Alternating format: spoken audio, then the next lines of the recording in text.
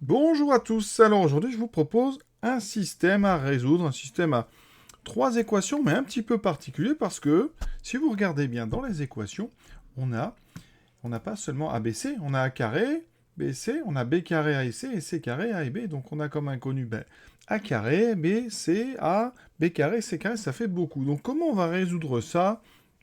Eh bien je vais vous laisser chercher un petit peu, hein. Vous allez essayer de mettre pause si vous voulez, vous essayez. Alors un petit indice quand même, c'est le titre. Le titre, c'est donc le second degré forme canonique. Voilà. Je n'en dis pas plus, je vous laisse y réfléchir, c'est assez sympa, vous allez voir, et c'est plus rapide qu'il n'y paraît. Voilà, on est parti donc pour la résolution de ce système. Alors l'astuce, c'est qu'on ne va pas faire comme d'habitude, on ne va pas essayer de faire des combinaisons. Pour ceux qui connaissent, on ne va pas essayer de faire un pivot. On va juste faire quelque chose d'astucieux, on va additionner les trois lignes. Donc si on a un triplé ABC qui est solution, alors, eh bien, en additionnant les trois lignes, on aura une égalité qui doit être vérifiée. Donc, qu'est-ce que ça donne si on additionne les trois lignes? Ça me donne donc A2 plus 2B plus C plus B2 moins 4A plus 7C plus C2 moins 2A plus 4B égale à moins 1 moins 31 moins 2, ce qui fait moins 34. Bon, jusque-là, on raisonne donc par implication. Si notre système est vérifié, eh bien donc, on a cette égalité.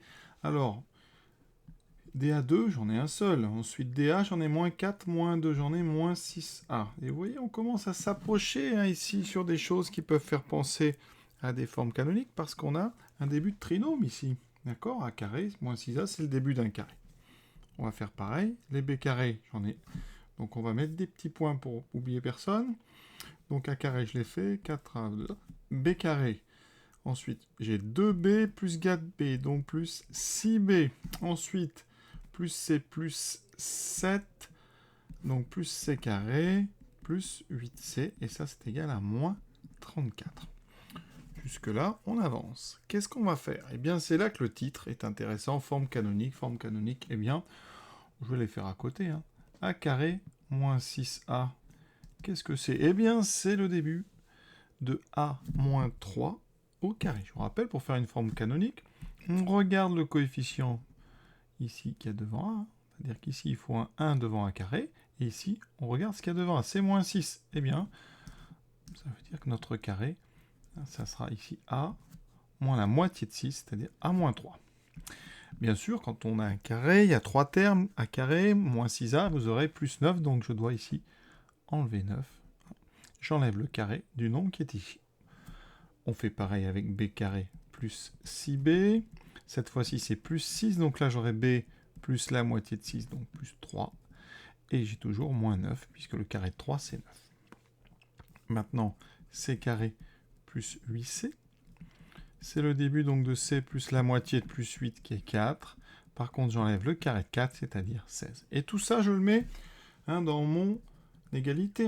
D'accord? On est toujours par implication. Donc, A moins 3 au carré, moins 9, plus B plus 3 au carré, moins 9, plus C plus 4 au carré, moins 16, le tout égal à moins 34. On va mettre toutes les constantes à droite et on va laisser les carrés à gauche. On obtient donc A moins 3 au carré, plus B plus 3 au carré, plus C plus 4 au carré, égale à quoi? Égale donc à... Alors, on a moins 34, et là on a moins 9, moins 16, ça fait moins 18, moins 16.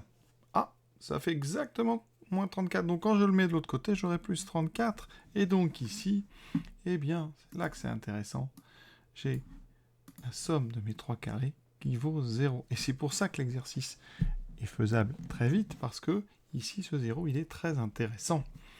Pourquoi? Alors l'idée, c'est la suivante. On sait qu'un carré, pour tout nombre réel, pour tout x réel, on sait que x2 est supérieur ou égal à 0. D'accord?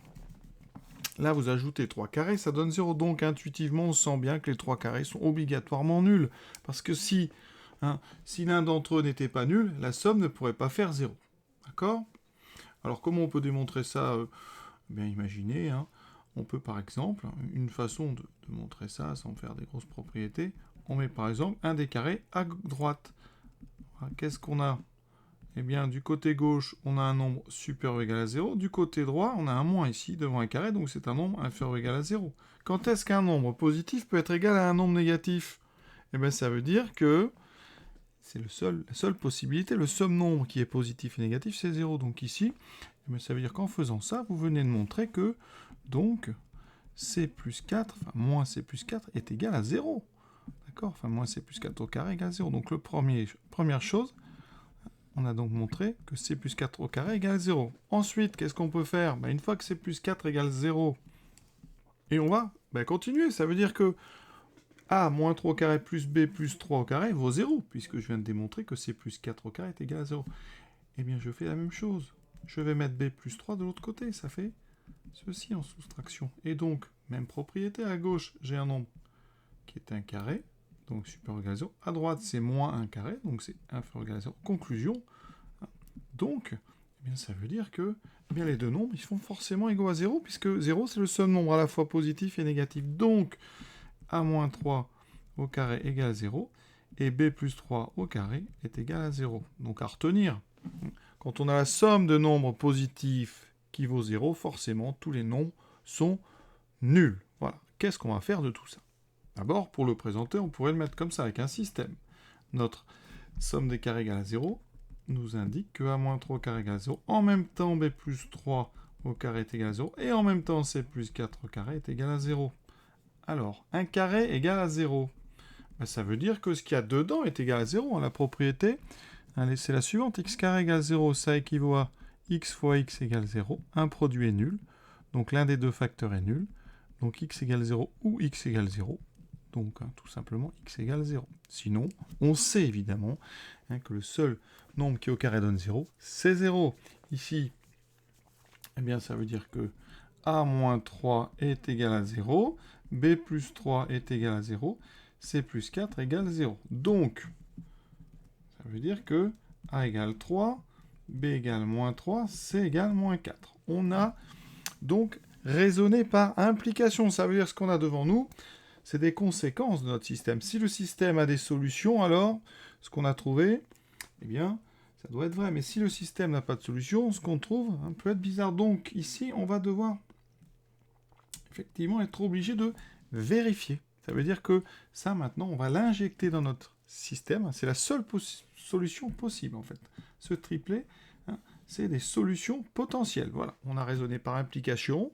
Quand on raisonne avec des donc, on obtient des solutions qui ne sont peut-être pas valables. Donc, conclusion, il faut vérifier. Donc, vérification. Vérification.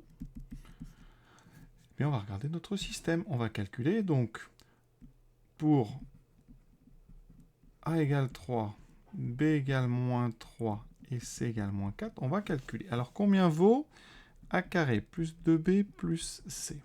A carré, ça fait 9. 2b, ça fait donc moins 6. C, ça fait moins 4. 9 moins 10, ça fait moins 1. C'est bon. On a de la chance. Regardez en haut. C'est ce qu'on voulait. Deuxième ligne. B2, moins 4a plus 7c. B2, ça fait 9. Moins 4a moins 12. Plus 7c moins 28. Ce qui fait moins 40 plus 9, qui donne moins 31. Ça tombe bien. C'est ce qu'on voulait. Dernière ligne. C2 moins 2a plus 4b égale moins 2.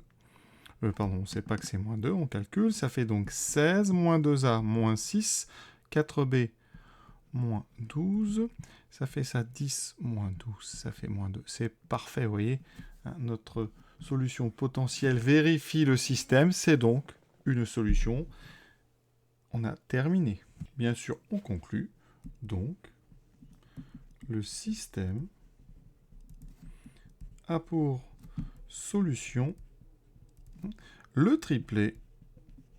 Alors on va mettre dans l'ordre alphabétique. D'abord A, donc 3, ensuite B, moins 3, et ensuite C, moins 4. Voilà, j'espère que ça vous a plu. Je vous souhaite une bonne fin de journée. À très bientôt.